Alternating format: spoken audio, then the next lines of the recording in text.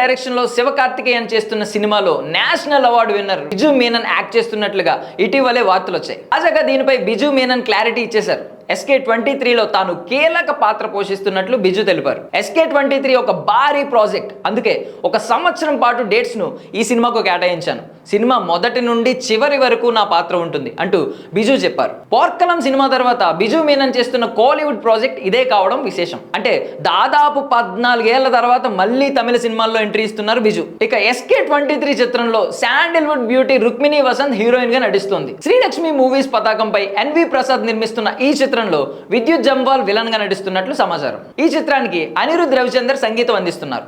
ఇక శివకార్తికేయన్ కెరియర్ విషయానికి వస్తే ఐలాండ్ సినిమాతో ఈ పొంగల్ కి బ్లాక్ బస్టర్ అందుకున్నారు ఆయన. అంతకు ముందు రిలీజ్ అయిన మా వీరన్ సినిమా కూడా మంచి విజయం సాధించింది. ఇక ఐలాండ్ సినిమా ధనుష్ నటించిన కెప్టెన్ మిల్లర్ చిత్రానికి పోటీగా బరిలోకి దిగి అందరి అంచనాలను మించి సూపర్ హిట్ అయింది. దీంతో శివకార్తికేయన్ తర్వాతి ప్రాజెక్టులపై క్రేజ్ మరింత ఎక్కువైంది. ఇక తాజాగా తన కొత్త సినిమా అమరన్ నుంచి వరుస అప్డేట్స్ వస్తున్నాయి. దర్శకుడు రాజ్ కుమార్ పెరియసామితో కలిసి శివకార్తికేయన్ చేస్తున్న ఈ చిత్రంలో శివకార్తికేయన్ జవాన్ పాత్ర పోషిస్తున్నారు. ఈ పాత్ర కోసం ఆయన ట్రాన్స్ఫర్మేషన్ చూసి ఫ్యాన్స్ ఆశ్చర్యపోతున్నారు. ఇన్నాళ్ళు లవర్ బాయ్ గా మెప్పించిన ఆయన ఈ చిత్రంలో కండలు తిరిగిన బాడీతో కనిపిస్తున్నారు. ఇక ఈ చిత్రంలో సాయి పల్లవి హీరోయిన్ గా నటిస్తుంది.